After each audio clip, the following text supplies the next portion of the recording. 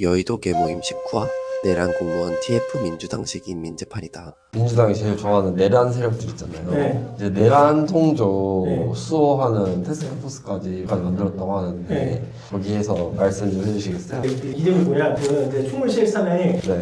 그 내란 참여 공직자 인사조치 TF라고 하거든요. 이름이 되게 기네요. 네, 그 내란 공직자 TF인 거죠. 내란 공직자 TF인 건데 이게 이제 얼마나 황당하냐면 아니 그 당시 이제 비상경험할 때 보면 그때 장관들도 또 이제 저기 이제 비상경험할 때 국무에 가서야 지금 비상경험 하는구나라는 걸 알았던 사람이 대부분이거든요. 그런데 그러면 그 장관들도 그 정도면 밑에 있는 실장, 국장, 차관들은 당연히 이게 개성하는지 아닌지 모르죠. 그냥 이제 모르는데 뭐 이 사람들 보면서 뭐 내란에 이제 뭐 동조했느냐 안 했느냐 그걸 찾아낸다는 게 확실히 어이가 없는 거죠. 결국 이거의 목적은 이거예요. 자기 말 안 되는 공무원들 다 블랙리스트 만들어가지고 쫓겨나겠다는 거니까 이거죠. 그러니까 정말 이제 이 사람들이 공무원들이 이제 내란에서 이제 동조하고 했으면 감사원이라든지 아니면 재판을 들어가고 기소해가지고 이제 재판받게 하면 돼요. 그리고 이제 이렇게 공무원들을 이제 제재하기 위해서는 당연히 그런 절차가 다 있는 거죠. 그런데 지금 이재명 정부에서는 지금 TF를 만든다고 하고 있다는데 이재명 정부가 참 TF를 좋아하는데 TF의 특징이 뭐냐면 그냥 그동안의 이제 절차 그런 것들을 다 무시하고 진행하는 게 TF의 특징이거든요. 그러니까 자기 맘대로 이제 원인 재판을 하겠다는 게 이제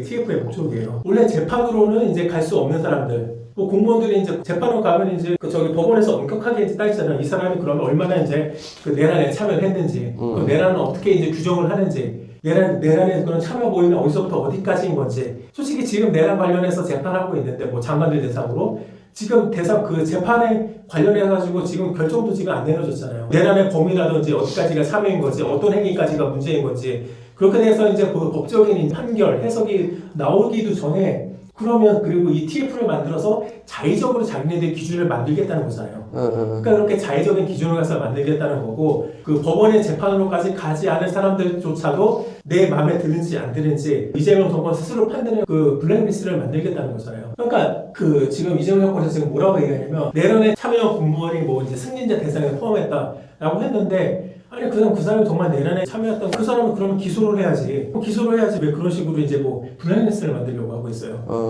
그래서 이제 웃긴 게 뭐냐면 공무원 이제 아마 이제 국장급 이상으로 이제 하게 된다고 하는데 그러니까 이 사람들을 이제 그 제재하기 위해서 사실상 지금 그 정부 정책은 다 국장 위주로 이루어져 있거든요. 이 사람들이 다 총괄을 하고 있어요. 그런데 그래서 이 사람들을 다 이제 규제하기 위해서 그래서 49개 정부 부처에 신고센터를 만든다고 하는데 이거야말로 그 공무원 사회를 무너뜨리는 짓이에요. 서로 간에 이제 밀고를 하고 그리고 먼저 밀고를 해야 살아남지. 그러니까 이게 밀고라고 하는데 그러면 정부에서 이렇게 파는 밀고한 사람은 봐주고 밀고한 사람이 봐주고 이제 밀고 당한 사람이 이제 죽고 그런 식으로 이제 공무원 사회에 이제 서로 간에 연대 공동체 의식 이렇게 이제 국가 정책을 책임지는 엘리트로서의 자부심 그런 걸 다 깨부시는 거예요. 한국 사회가 제가 경험하기로는 한국 사회가 기본적으로 모든 제도나 지식이 네. 신뢰보다 불신 위에서 만들어진 것들이 많은데 지금 말씀하시는 걸 그걸 더 가속화시키는 첫 번째가 있고 그다음에 정권이 바뀔 때마다 공무원 집단이 다 바뀌는 집단이 아닌데 이런 식으로까지 추출해내고 내 말을 들을지 안 들을지 정권에 따라서 달라지게 한다라고 하면 공무원분들이 일을 마음 놓고 정말 나라를 위해서 하기는 굉장히 어려울 것 같고요. 그렇죠. 그리고 정권은 사실 계속 바뀌지만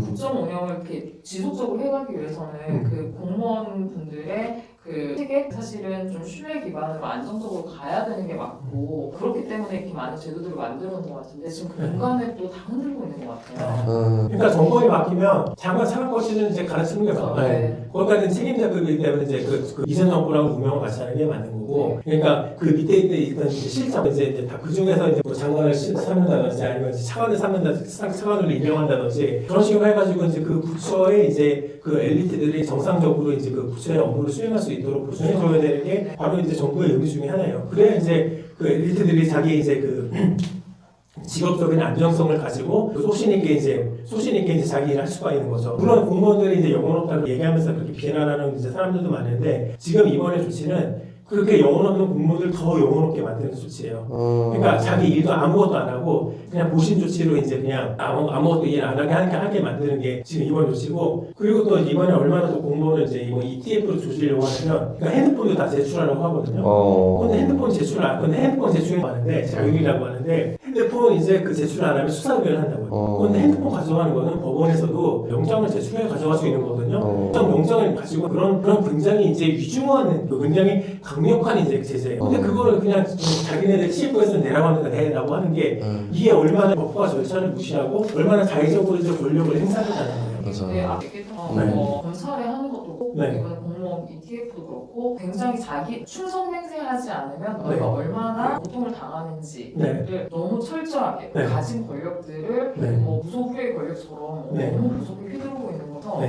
거기서 나라를 순식간에 망가뜨릴 수 있는지에 대한 네. 경각심이 전혀 없어요. 그러니까 이런 식으로 해보려면 이제 그 공무원 조직, 그러니까 그 공무원이 이제 부실을 패스하는 이제 엘리트들이 한 10년 동안 일해서 과장이 되고 20년 동안 일을 해야 이제 비로소 이제 국장이 되거든요. 근데 20년 동안 일하는 굉장히 얼마나 그 분야에 대해서 전문가가 돼요. 근데 그 사람들이 이제 앞으로 일을 안 하게 되는 거예요. 네. 그냥 일을 못 하죠. 그러니까요. 이런 식으로 이제 갈아치워서 이제 이렇게 갈아치우면 그리고 이제 이번에 이제 TF에 뭐냐면 뭐 시민단체도 들어온다고 해요. 그러니까 맨날 이제 민주당이 이제 뭔가 일을 저지를 때 자기네들이 이제 단적으로 일을 저지르면 부담이 크니까 그때 동원하는 게 시민단체거든요. 그러니까 시민단체는 사실상 이제 그 간판만 막던 민주당에 불과한 건데 시민단체라는 걸 통해 가지고 그냥 이제 뭐니까 눈 가리고 이제 아웅식으로 그런 식으로 이제 자기네들의 정당성을 확보하려는 거고. 그러니까 이런 식으로 이제 하면 뭐가 문제가 되냐? 그러니까 공무원이 그런 이제 자신의 책임과 전문성과 그런 엘리트로서의 자부심으로서 들어가는 조직이 아니라 어떤 이제 그 시민사회 세력이라는 것이 외부에서 견제하는 게 아니라 내부에서 부담을 칠 수 있게 만들어주는 거예요.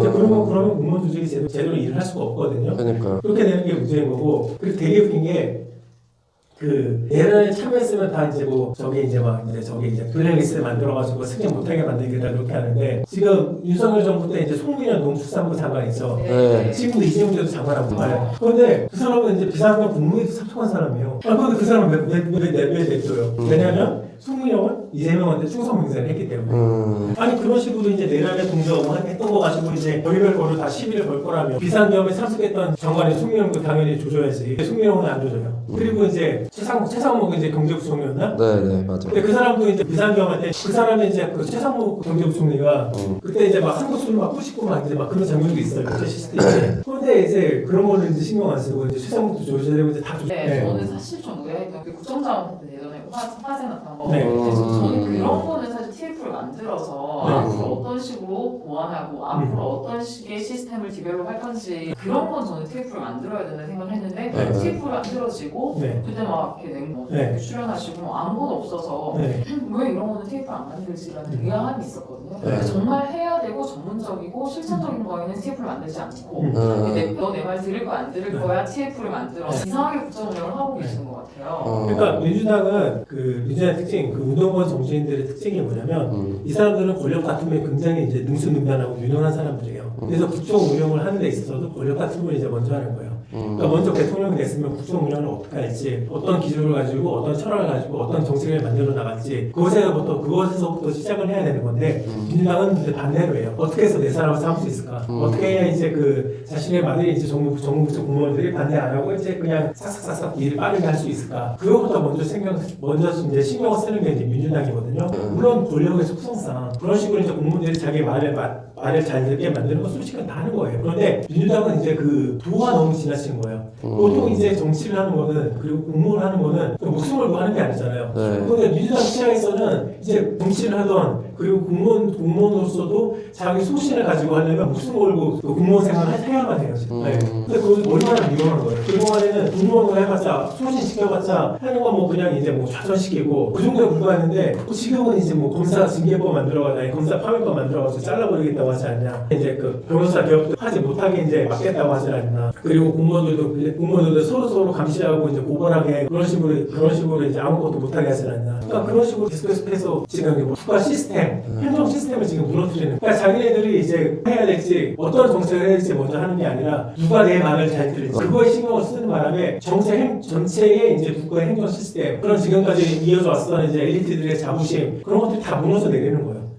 권력과 어느 한 나라가 무너지는 건 네. 외세의 침략보다는 네. 내부에서의 분열 네. 때문에 무너진 경우가 많은데 네. 지금 역사적으로 봐도 그렇고 언론, 그다음에 민주주의 근간을 흔드는 거, 이제 공무원 네. 이 모든 것들이 정말 본인들은 의도하지 않았다라고 말은 하고 싶겠지만 네. 국가를 정말 체계적으로 망가뜨리는 그 네. 수순을 너무 잘 밟고 계신 네. 거예요. 그게 뭔지 아세요? 그게 볼셰비키 혁명이에요. 아, 그런 식으로 이제 그 사회 각 구조에 침투해가지고 자신들의 이제 어떤 이제 그런 전위 조직에 이제 각 조직에 침투를 해가지고 기존 사회 시스템을 망가뜨리는 게 그게 이제 볼셰비키 혁명 이론이거든요. 그래서 자신의 무도권들 다 지금 학생들 배운 거 그대로 하고 있어요. 그래서 네. 문재인 정권 때는 이게 살짝 마일드한 버전이었다고 네. 생각을 했어요. 그때도 네. 어떻게 이렇게 나라에 망가뜨릴 수가 망가뜨릴 있지? 수 있지? 근데 그 의문을 가지고 그래서 지금 그 공무원도 처음에 임용될 때나 군인들이나 처음 할 때 가장 중요하게 하는 게 있잖아요. 공무원은 정치적 중립성을 일단 지향한다 이런 걸 하는데 실제 일단 이 정부 TF에 맞춰서 이 네. 정부 기조에 따르면 뭐 별 문제 없겠죠. 근데 이제 만약에 다시 정권이 바뀐다거나 새로운 사람이 들어오면 이 사람들은 또 그걸 위반한 사람이 되는 게 아닌가요? 그러니까 그런 게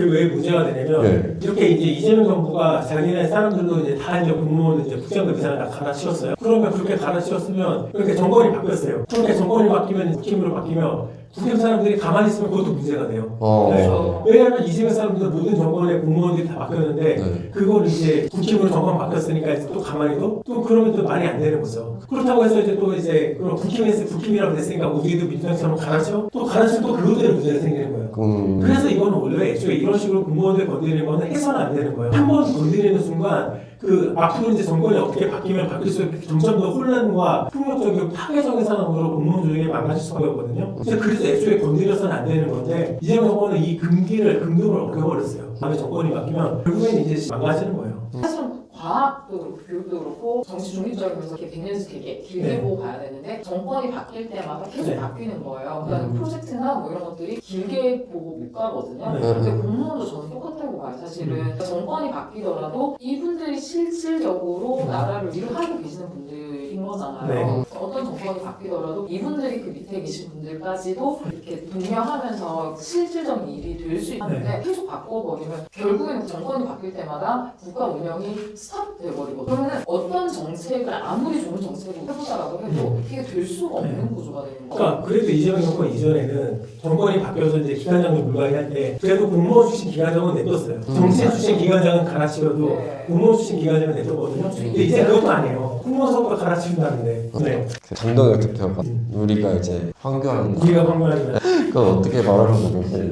그러니까 황교안 대표가 이제 그 구속 체포가 됐잖아요. 네. 그러니까 내란 선동 혐의로. 근데 내가 봐도 내란 선동했어요. 그 개헌 10월 3일날 비상계엄 일으키니까 황교안 전 총리가 페북이었나? 거기다 글 올렸잖아요. 그렇죠. 이게 민주당 싹 쓸어버려야 된다. 고식도 체포해야 된다. 뭐 한동훈도 체포해야 된다. 그러면서 막 선동했잖아요. 선동했으니까 지금 이제 죄를 졌으니까 지금 이제 재판 받아야죠. 무슨 뭐 지금 동네 그냥 장사 미사들 동네 평범한 사람이 그런 식으로 글을 쓰면 그냥 그 사람이 그냥 표현의 자유예요. 근데 명색이 이제 전직 총리고 대통령 권한대행까지 했고 국힘 전신 미래통합당. 미래통합당이었나? 네. 네, 미래통합당 거기 이제 네. 그런 식의 유력한 이제 정치인이 그렇게 이제 그 SNS에 정치인들 체포해라 이제 민주당 쓸어버려라 그런 식으로 얘기를 하고 당연히 그걸 처벌 받아야죠. 그래서 그런데 그걸 가지고 이제 그 장동영 대표가 그 이재명 정권을 비판하면서 그래서 우리가 황교안이다 오늘 너무 나왔어요. 그러니까 장동영 대표는 하는 말 들어보면 이재명 정권 비판할 말 다 맞는 말이에요. 네, 다 맞는 말 하죠. 계속 이제 이번에 이제 그 상속폭이라든지 계속해서 이제 문제를 일으키니까 그런 거에 대해서 국힘을 비롯해서 장동영 대표 또 하는 얘기 다 맞아요.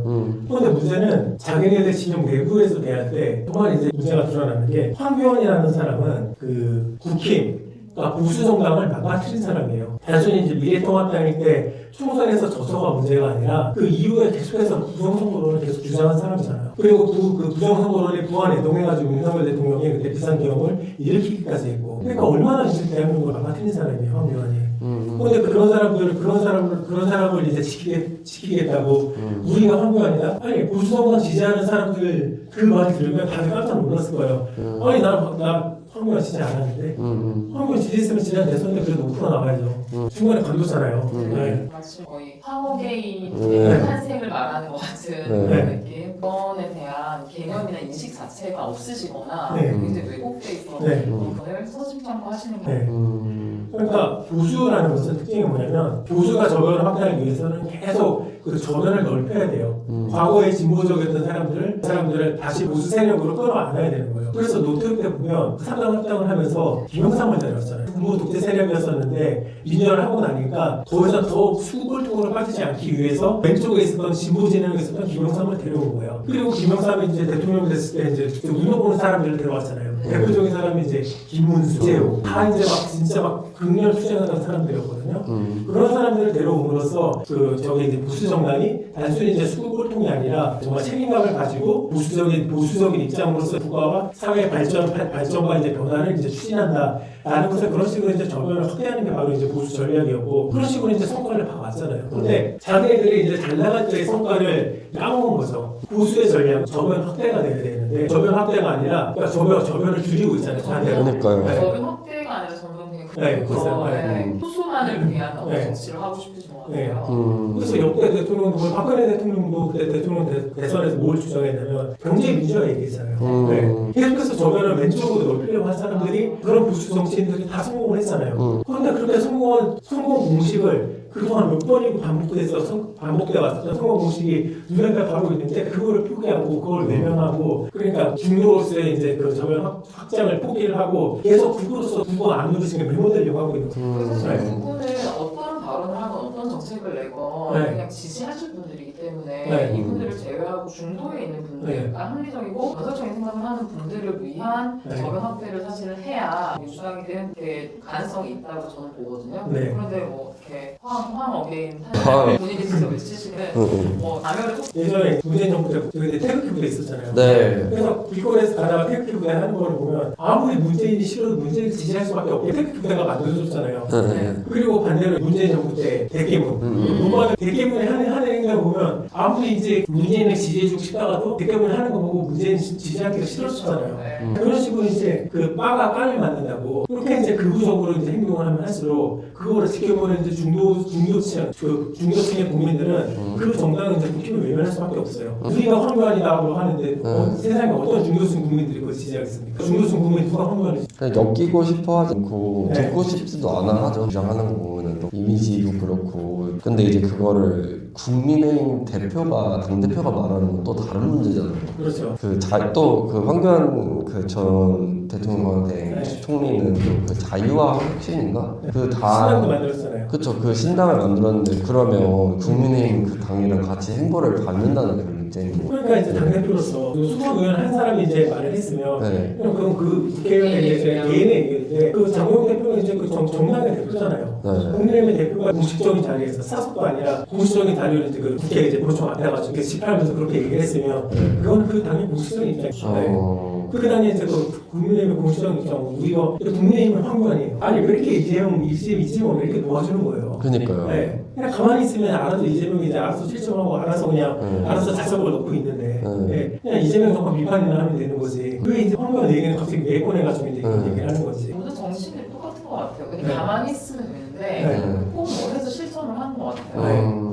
네. 윤석열 대통령이 가만히 있었으면 네. 괜찮았을 거고 이재명 대통령은 네. 감옥에 있었을 거고 그렇죠. 가만히만 있으면 되는데 네. 뭘 자꾸 하려고 하는지 네. 그러니까 이제 맞아요. 네. 이게 이제 내부에서 이제 권력과 그 우리 세력의 이제 외부에서의 그 권력 다툼의 이제 그 이해관계가 다르기 때문에요. 그러니까 장동영 대표가 이렇게 하는 이유가 이렇게 하면 이제 결국은 이제 국힘이 민주당하고의 경쟁에서는 지겠지만 그럼에도 불구하고 이런 식으로 나갈수록 국힘 내부를 국힘의 이제 그 내부 세력을 점점 더 오른쪽으로만 이제 극으로만 몰고 갈 수가 있고 그렇게 돼서 이제 중도층은 전부 다 이제 뛰쳐나가게 만들어버리고 그러면 이제 국힘 내부에서 이제 장동영이 권력을 잡는 그러니까 그런 식으로 하게 이제 되게 자기의 권력 정말 이제 그 나라를 생각해가지고 우리 미래 우리 자식들을 생각을 하면 민주당이 정권 잡으면 안 되거든요. 어떻게든 그렇죠. 이제 보수가 잘 해가지고 정권 교체를 해야 되는데 그렇게 정말 자기 소신을 가지고 정권 교체를 생각을 하는 게 아니라 뭐 국힘이 망하던 말든 정권 교체를 하던 말든 그냥 내가 이 안에서 그냥 권력 잡고 이제 힘쓰고 살면 돼라는 생각을 하고 있는 거예요.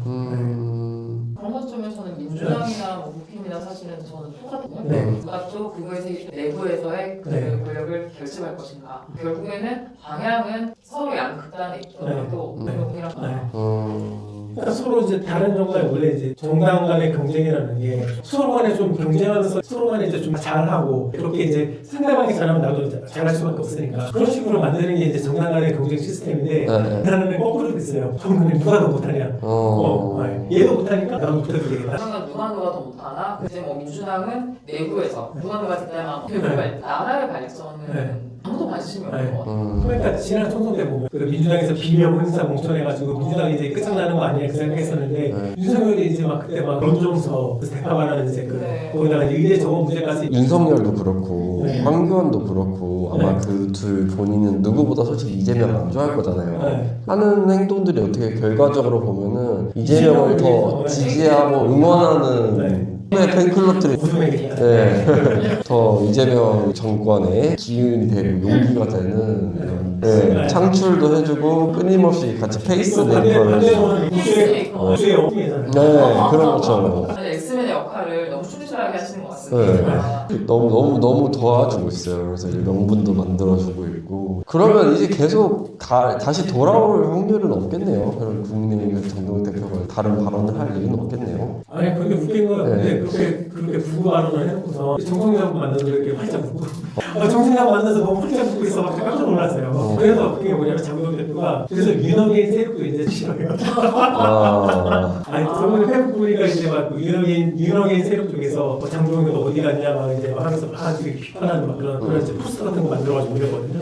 그래서 참 장동영도 참 이제 이제 줄타기 하는 게 어렵구나. 갈 길이 길었다. 네, 좋습니다. 오늘도 이제 이렇게 이야기를 나눠봤고요. 오늘 소감 한 번만 말씀해 주시죠. 제 시작할 때 얘기를 하려다가 이게 저희 대화 중에 나왔어요. 여의도 교문이 까와빠 그다를 열광하게 하는 그런 방송이 되면 좋겠다. 네. 말을 꼭 전했는데 네. 정말 까와빠 모두 다 열광하게 하는 그런 방송이 되면 좋겠습니다. 감사합니다. 그러니까 와서 다들 댓글을 이제 좀 사람들이 많이 달아주시거든요. 네. 그러면 좀 다양한 곳에서 댓글을 달아주기 시작하시는 것 같아서 감사한 마음이 그렇게. 시작할 때는 네. 그래서 그 밸런스를 잘 맞춰가면 너무 좋겠다 싶습니다. 맞아. 채널을 계속 운영하고 있지만 뭔가 너무 치우치지 않았으면 좋겠다는 그런 생각도 있고 그래도 재밌게 이해해 주셔서 감사합니다. 감사합니다. 네, 고맙습니다.